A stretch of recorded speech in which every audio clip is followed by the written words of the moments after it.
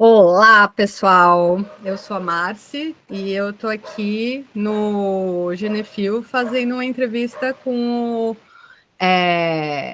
Esdras do Tutoria do Rio de Janeiro, da UFRJ, e a gente vai conversar um pouco sobre o projeto, sobre filosofia, sobre as nossas vidas atuais, sobre os nossos animais, cachorros, papagaios, os livros favoritos do ano e etc. Mentira.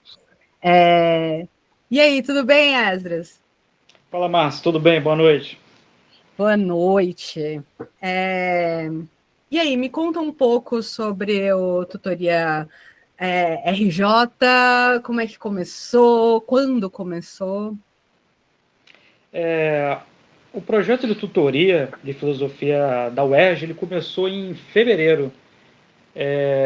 Eu diria que ele é fruto de um conjunto de ideias, de um conjunto de conversas, né, de bate-papos que eu tive com alguns amigos ao longo da minha formação em filosofia. E é um projeto voltado para o letramento acadêmico. Né? Geralmente a gente descreve o projeto dessa maneira. Ou seja, para fornecer para os estudantes, né, os instrumentos necessários para conseguir elaborar um resumo, um fichamento, uma resenha acadêmica, um artigo. Ou seja, aquelas competências, né, que são fundamentais para que o aluno possa ter um bom desempenho, né, na sua trajetória acadêmica e, né, já se sinta preparado para começar ali no universo da pesquisa, seja na iniciação científica, ou futuramente no mestrado e doutorado e tudo mais. Então, o projeto surgiu com esse objetivo, né, ou seja, fornecer uma assistência acadêmica, porque a gente não tem isso no curso de filosofia da UERJ. A gente não tem uma iniciativa voltada para essa finalidade. Então, para suprir essa demanda, né, uma demanda dos alunos que estão assim, solicitando, né, uma assistência, um apoio, né, um amparo, que é fundamental para que eles consigam permanecer na universidade, porque não basta só você entrar, né, em toda a questão da permanência e tudo mais. Então, o que a gente pensou? Né? Olha, talvez seja interessante a gente desenhar essa iniciativa para justamente fornecer esses instrumentos para esses estudantes, e assim eles vão conseguir melhorarem o seu desempenho, turbinarem o seu desempenho a nível de graduação no primeiro momento. E assim, eu diria que é difícil assumir a propriedade sobre alguma ideia, então a ideia da tutoria ela não é minha, né? É uma ideia que ela é uma concha de retalhos, ou seja, é uma reunião, né, de várias ideias, de várias pessoas, e aí a gente pensou na execução disso. E a execução ela começou a partir de fevereiro, ou seja, é um projeto recente. Né? A gente tem 17 pessoas, né, 10 pessoas da graduação e 6 do programa de pós da UERJ, mestrandos e doutorandos. E a gente tem um colaborador externo também, que é da UF, Universidade Federal Fluminense, que até está ministrando um curso sobre Foucault. As inscrições ainda estão abertas, por sinal, que é o Luan Spesani. Mas a tutoria, assim, resumidamente é isso, voltada para o letramento acadêmico, para a aquisição dessas competências básicas, e é um projeto que está aí para somar no curso de filosofia, para agregar valor na formação mesmo das pessoas. Até porque filosofia demanda um aprofundamento de pesquisa, porque é basicamente isso que a gente faz, né? A gente lê, pesquisa e tem um certo. Você acha que a filosofia é uma forma de se fazer? Eu não, eu acho, né? Eu falei como pergunta, mas assim, eu acho que a filosofia não é bem um assunto, mas é uma forma de se pensar assuntos, né? E aí essa forma de se Sim, pensar assuntos é conceitual, né? exatamente. Exige uma análise conceitual, e o que demanda a leitura atenta dos textos, a reconstrução dos argumentos, né? Essa revisão de literatura que é muito importante.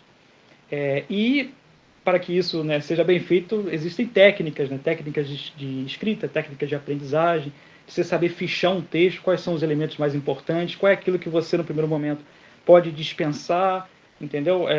Resumir, sintetizar, porque isso é justamente o material, né, para que você vai utilizar numa monografia ou num projeto, né, de mestrado e tal. Então análise conceitual, reconstrução dos argumentos, leitura, exegese, né, também é muito importante.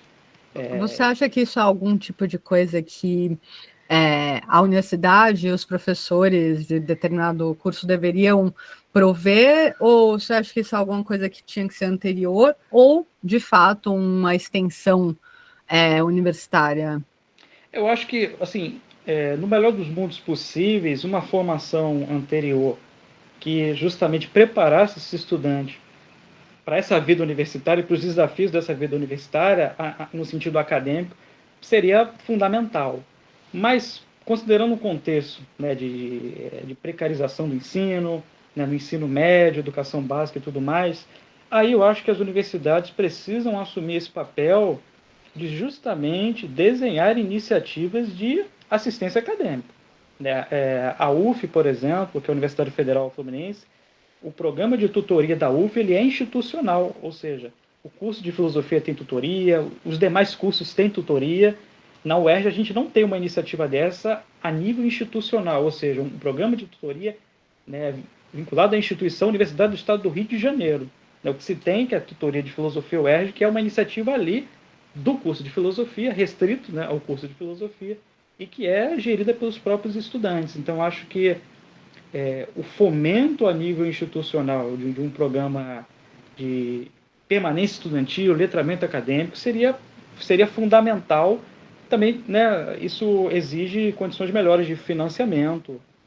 Se for um projeto de extensão, por exemplo, né, uma ampliação desse financiamento, essas iniciativas de extensão, para que isso possa ser replicado em outros lugares e as pessoas possam se beneficiar disso, né, me parece. O que eu achei fantástico é que é um projeto dos estudantes. Então, assim, é raro, não deveria ser, mas é raro ver alunos, estudantes que estão ali numa instituição recebendo, querendo receber, adquirir, devolvendo para a própria instituição e criando com as próprias mãos, né, ou com os próprios cérebros, o fazer acadêmico, assim.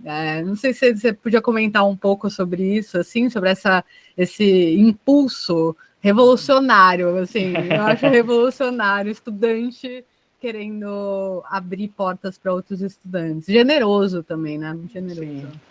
Eu acho, Márcio, que em alguma medida, ou pelo menos assim, se tratando, né, da minha perspectiva sobre isso, eu acho que isso passa muito pela minha trajetória ali no curso de filosofia, porque eu sou oriundo da rede do Estado, rede pública do Estado, da SEDUC, ou seja, né, considerando todo o contexto de precarização do ensino, eu entrei na UERJ com 17 anos de idade, e assim, entrei totalmente cru, né? Enquanto alguns colegas, né, que estavam junto comigo, calouros, se formaram em colégios federais muito bons, na rede particular excelente, eu cheguei ali, né, da rede do Estado, com bastante dificuldade de escrita, tendo muita deficiência no sentido acadêmico mesmo, eu não sabia fazer fichamento, resumo, resenha, não sabia fazer nada. Isso eu fui aprendendo aos poucos. No primeiro período foi um desastre gigantesco. Mas conforme eu fui aprendendo e percebi que eu teria que, assim, enveredar por esse caminho sozinho, que ninguém naquele momento iria me acudir, iria me dar assistência acadêmica, eu imaginei que eu não gostaria de ver as pessoas passando por isso. Essa é a generosidade. Que seria importante um socorro, né? E falar, olha só, começa por aqui, fichamento é assim que funciona. Quer fazer um resumo? Ó, tem esse modelo. Você pode se basear, você pode pedir ajuda a tal e tal pessoa, entendeu? Que Acho legal.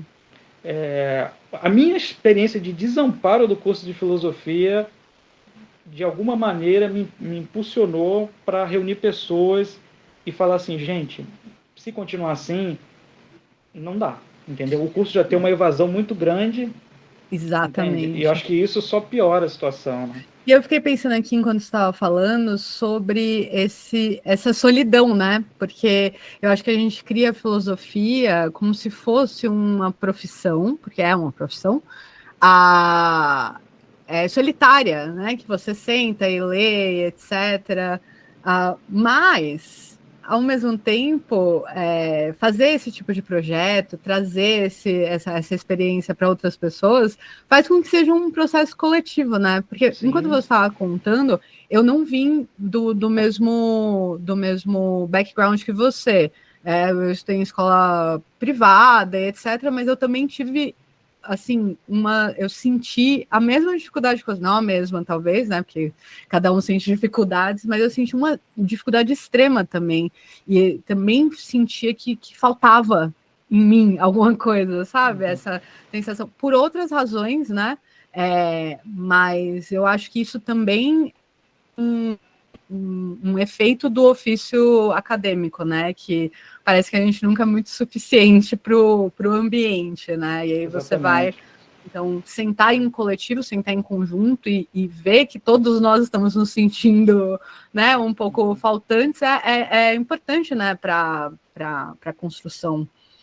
Né? Com certeza. Eu acho que para o estudante, por exemplo, que sai do ensino médio e já chega na universidade, há uma certa imponência da UERJ. Eu me recordo que no primeiro dia em que eu estava, né, me dirigindo para ir para a UERJ, eu fiquei na estação de trem umas meia hora pensando, caramba, eu vou para lá mesmo? Nervoso. Eu vou entrar numa universidade. Primeiro, eu só fui lá no dia da Caramba! matrícula, levei os documentos, aí fiquei na estação Maracanã, sendo bastante honesto, eu Sim. fiquei lá, assim, cara, eu vou ou não vou? Vou descer essa rampa do Maracanã, eu não vou. Eu vou entrar lá, eu não vou. Quando eu cheguei no elevador, eu fiquei, nossa senhora, o que eu estou fazendo aqui? Salto de fé, né? É um negócio assim, uma experiência muito doida, sabe? Muito. E E é aí, grande, né? Porque é um campus enorme também, né? sim, Assim, é uma cidade mesmo. Então, tu também chegar lá, o que, que eu faço? Quem sou eu? Quem que eu acho que eu sou, né? Para é, estar é aqui. uma experiência muito. No primeiro momento é de imponência mesmo. Você olha aquele É, campus, você olha aqueles prédios, 12 andares, você pensa, caramba, esse lugar aqui é para mim mesmo? Será que eu vou dar conta vindo da rede do Estado? Será que eu não vou me sentir intimidado vendo colegas estando numa segunda graduação, que estudaram dos melhores colégios? Será que eu vou conseguir interagir com eles, sabendo que eu estou trazendo uma formação deficitária? Entende? Acho que que curioso isso. num primeiro momento, essas experiências se colocam muito para quem vem de uma rede de E eu ensino acho que é de precarizada, né? propósito, não? É de Sim, propósito, tem uma intenção aí, né, de afastar. Como você falou, já é um curso que tem uma evasão enorme, né?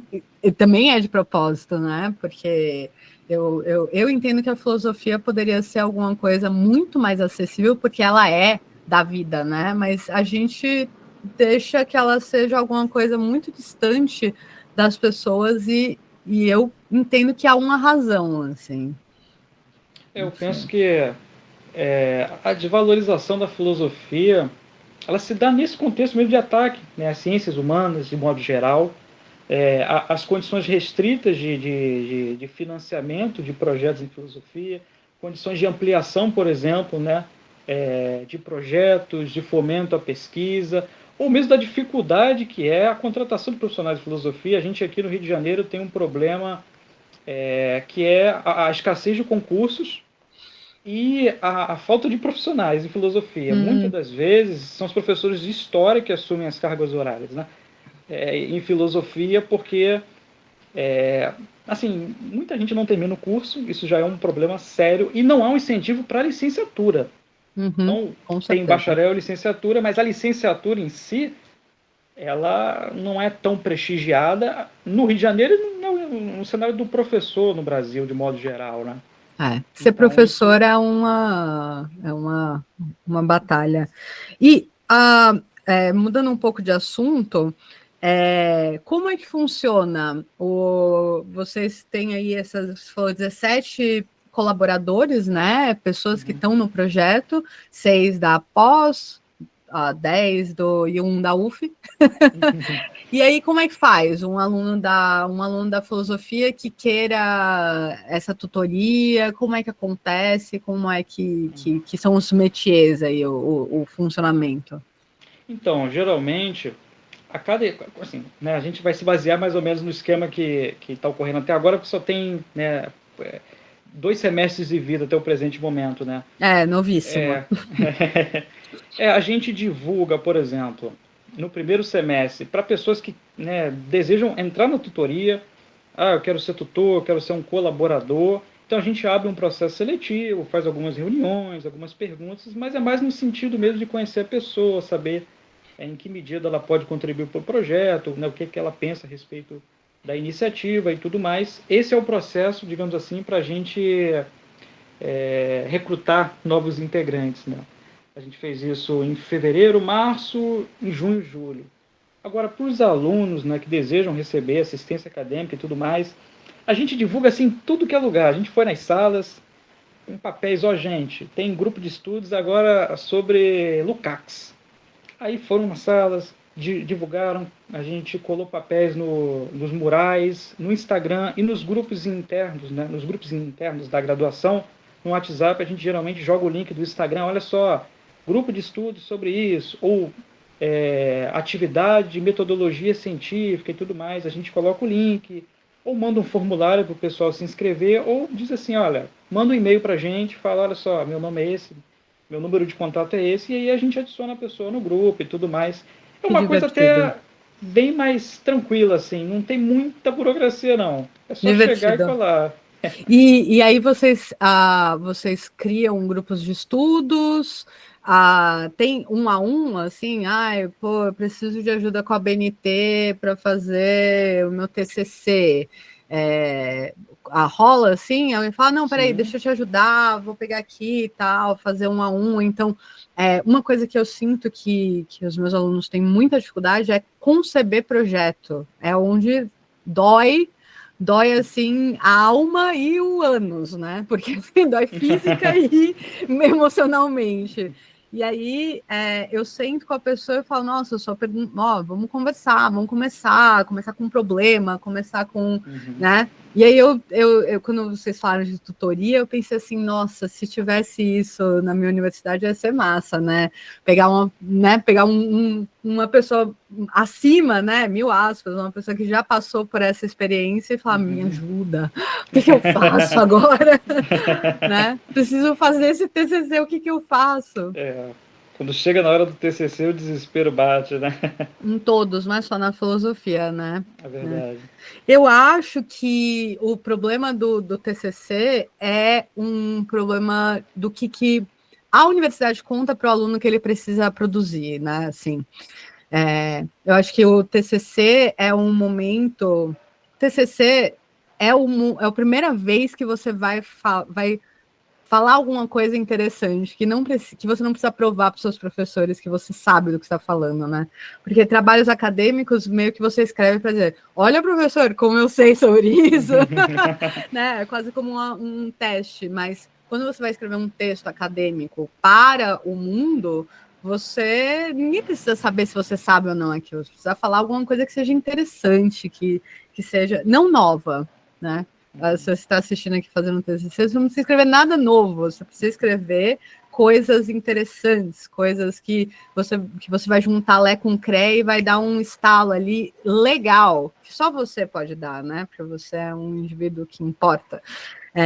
E aí eu fico nessa sensação de que que os professores ficam testando muito, mas aí no final das contas a gente estimula pouco essa criação de então que perguntas que você quer perguntar e que você acha que você pode responder estudando esse ciclano, esse fulano ou essa, né, essa filósofa, né? E vocês têm um projeto de podcast agora, né? Exatamente.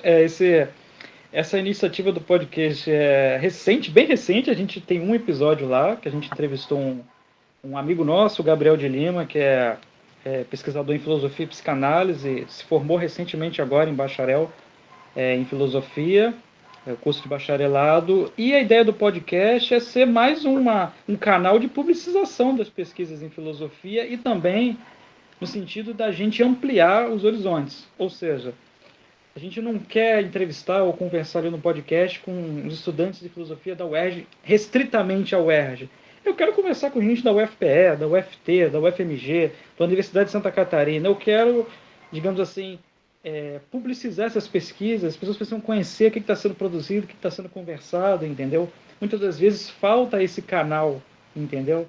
Para vincular o seu pensamento ali, ter a oportunidade de falar um pouco sobre as questões que estão se colocando no seu universo de pesquisa e insights e tudo mais. Então a gente quer ouvir, a gente quer participar, e também é uma experiência de intercâmbio, né? Conhecimento de pessoas, intercâmbio de ideias. Eu acho que o podcast, então, ele é uma tentativa de, digamos assim, construir uma rede de conhecimento, ou seja, ampliar o universo, né, da filosofia, tirar as amarras ali, no sentido de que a gente está restrito aqui, a tutoria está restrita à filosofia UERJ, tirar essas amarras e conhecer pessoas novas, promover esses encontros que muitas das vezes são muito proveitosos, né? Você passa a conhecer muita gente bacana, pessoas que se tornam importantes, né, para a sua formação, para você como pessoa também. Eu acho que isso é fundamental. Por que você acha que é fundamental? O que esse intercâmbio de ideias agrega ou Acho que, agregou para você especificamente? acho que eu penso que há uma dimensão na filosofia, que é essa dimensão da comunicação, que ela é fundamental para a nossa formação humana. Eu acho que a filosofia também é uma prática de formação, né? Não só no sentido da gente adquirir competência para fazer uma análise de textos, um exercício teorético e tudo mais, mas no sentido também de modo de vida, modo de ser, entendeu? Prática existencial. E eu acho que quando você tem contato com outras pessoas, quando você conhece muita gente de diferentes lugares, isso agrega valor no sentido de você ampliar o teu repertório experiencial, entendeu? E assim, colher os louros disso no sentido de extrair lições, aprendizados, né, de outras pessoas, baseado na formação de cada um, ter esse contato também com a singularidade de cada pessoa no sentido da sua formação, quais foram as suas dificuldades, de repente são as mesmas que as minhas, entendeu? Você passou por uma coisa que eu também passei, eu estou passando, de repente eu consigo aprender com você que tem um pouco mais de experiência sobre determinado assunto, e é uma experiência da comunicação, da abertura para o outro também, né? Da experiência da alteridade. Acho que isso é muito importante, a gente não pode perder de vista, né? Autenticidade e identidade só é criada a partir de diálogo com o outro, né? Você só se reconhece como indivíduo se você tiver algum tipo de relação com o fora, né? E aí eu perguntei isso porque eu também queria que você falasse três temas que você acha que são legais. Se você fosse uma pessoa leiga em filosofia, quais são os três temas que você acha que as pessoas precisavam dar uma chance e saber falar? Pode ser autor, pode ser tema, pode ser um microconceito ali, ou uma forma de pensar. O que você falaria? Eu falei Acho três que aqui, mas acho que três é ousado, né? eu acho que um dos conceitos interessantes, enfim, eu estudo isso, mas não quer dizer nada, Não porque eu vou nada, selecionar não. esse. Não tem nada a ver. Acho que o conceito de crença é interessante, porque uma das Hum, perguntas que a gente pode se fazer é o seguinte: por que acreditamos no que acreditamos? Né? Ou seja, por que eu tenho essas crenças? Eu escolhi acreditar nisso, é um processo voluntário, ou seja, eu tenho domínio sobre aquilo que eu acredito, ou será que há processos involuntários que, digamos assim, estão envolvidos ali no meu processo de credulidade?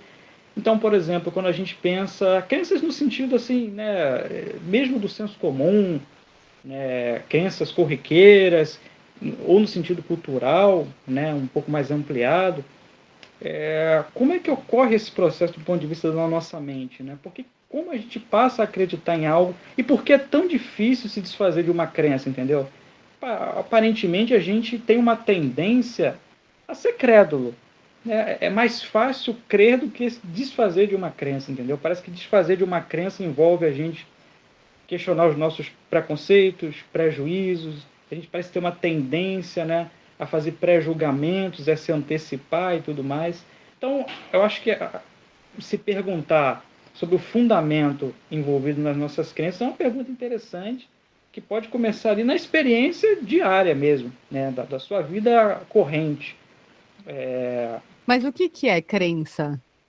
Crença no sentido, Márcio, de você assentir a determinada coisa. Por exemplo, se eu digo assim, cavalos alados existem, e eu concedo meu assentimento a isso, digamos assim, eu passo a acreditar nessa proposição, isso é uma crença no sentido de que né, envolve ali um ato de você, a partir do momento que você se depara com essa proposição, você assente esse conteúdo, você crê nesse conteúdo, né? No sentido de um Sem estado. vínculo racional, É, necessariamente. porque pode ser no sentido automático. É Pode ser que quase, é quase como uma reelaboração do cognitivo da doxa do Platão. exatamente, mas é exatamente isso. Automaticamente a gente parece formar crença sobre muitas coisas, entendeu? O E porquê disso, né? dá de alguma forma também para a gente esmagalhar isso aí e falar que crença é praticamente tudo, porque até alguma coisa racional implica Uhum. que você acredite nela, né? De certa Exatamente, forma. Então, exatamente. é um assunto, assim, devastador, né? Se você parar para pensar nisso, acabou. Só a epistemologia se desfaz também, né? Quando a gente fala sobre crença. Massa, quer falar mais outros dois? A história do universo e o sentido da vida. Nossa, acabou, fechou, e agora a Acho gente que pode botar são uma rosa aqui. sensacionais. Acabou. É, eu vou perguntar mais uma última coisa. Eu queria falar do Instagram também, de Uhum. vocês. Também é novo, também é um projeto.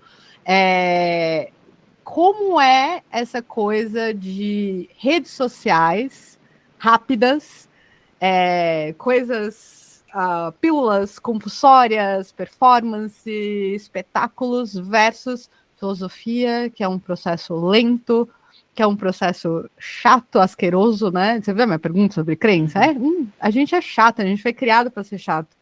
Como é que você acha que são essas duas coisas juntas, combinas, se repelem, não há futuro, é aí que tá, o que você acha? Eu acho que esse universo da rede social tem sido um aprendizado para a gente, porque a gente está aprendendo a criar conteúdo para o Instagram, entendendo como é que funciona o algoritmo e tudo mais, porque determinadas publicações têm mais visualização do que outras e tal. Eu acho que a grande dificuldade nisso tudo, eu confesso que eu ainda não tenho uma resposta, que é como que a gente vai equacionar ao mesmo tempo, né? Um conteúdo filosófico que a gente Uhum. precisa, né, comunicar algum conceito, alguma questão ali importante para a reflexão filosófica, lidando com uma linguagem da rede social que é uma linguagem de rapidez, ou seja, de compartilhamento, de republicação e tudo mais.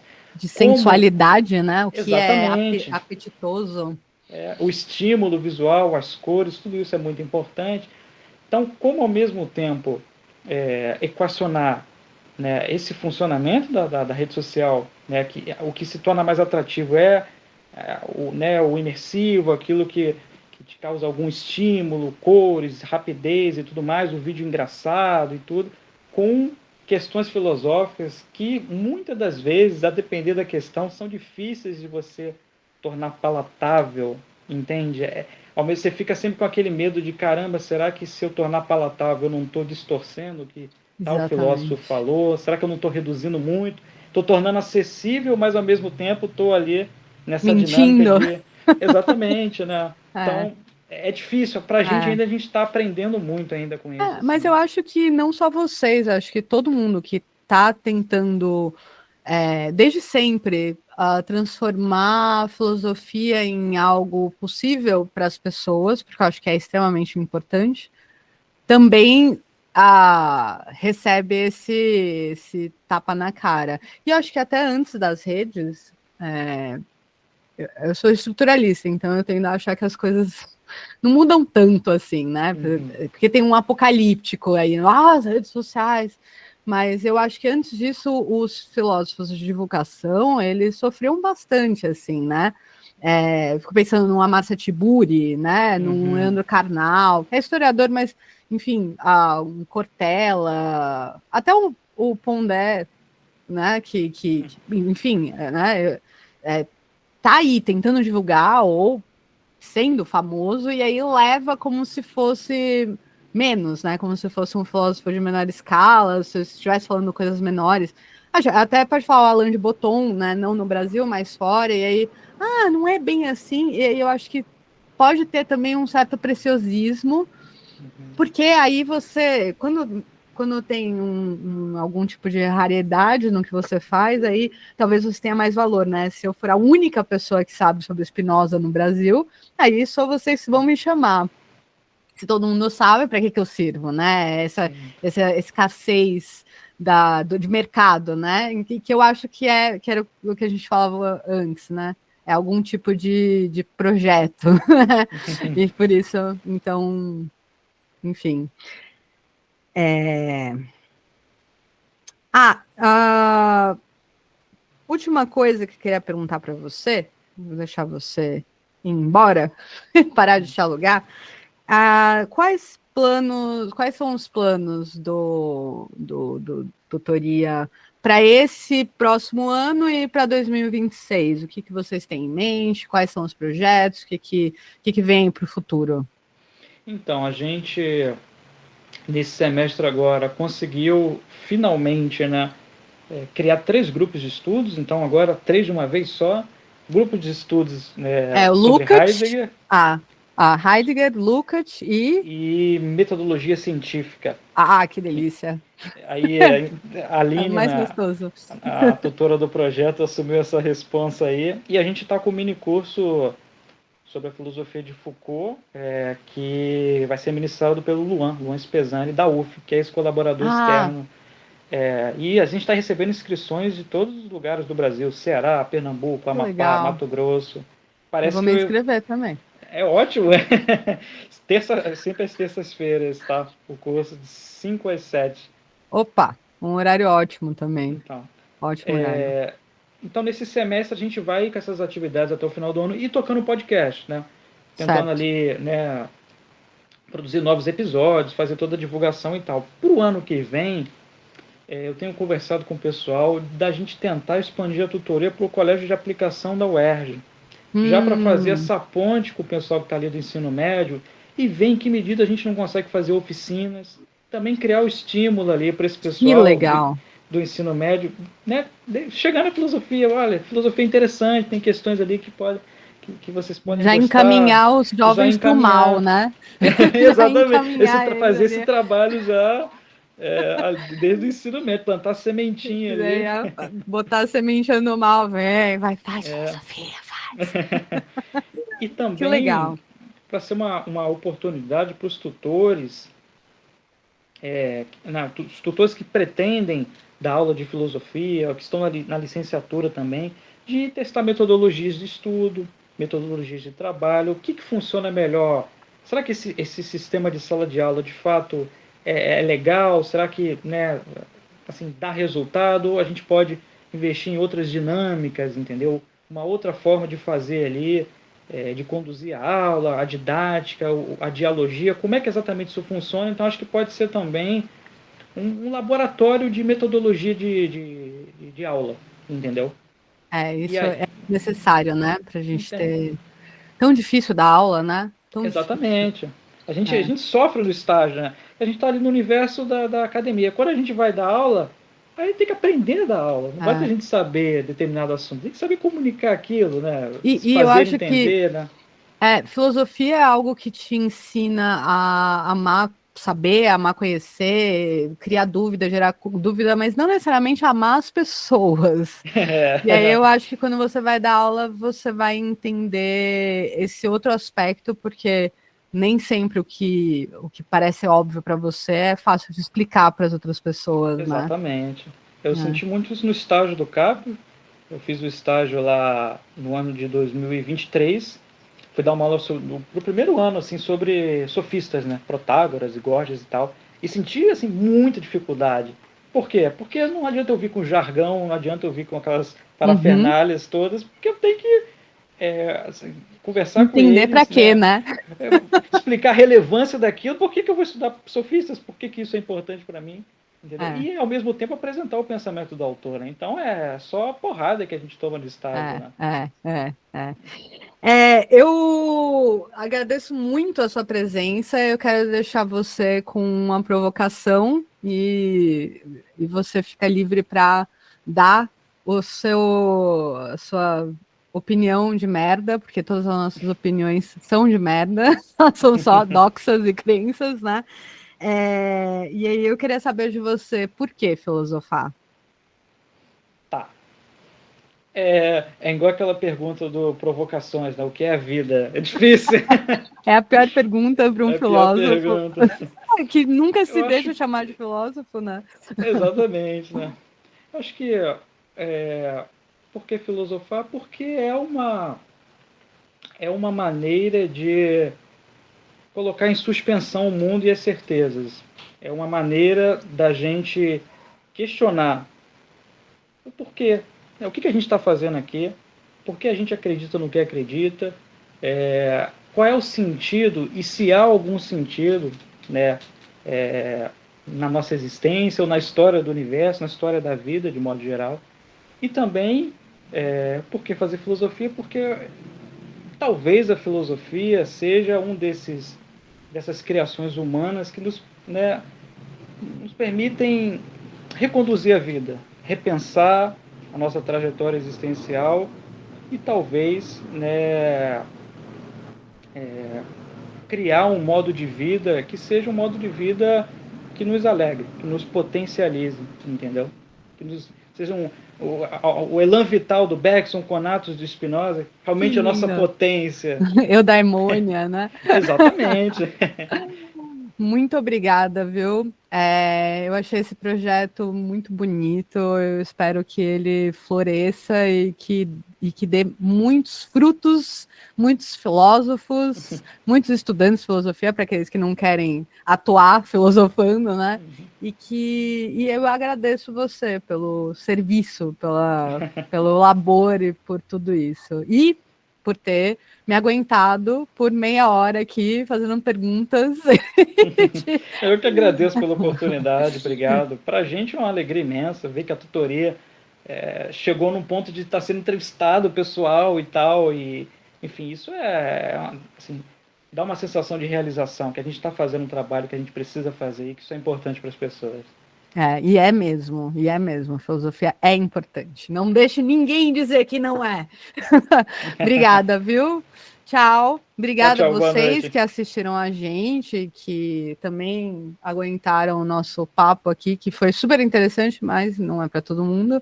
E aguardem para as próximas entrevistas que pode ser que eu faça. Um beijo, tchau para Tchau, tchau. vocês.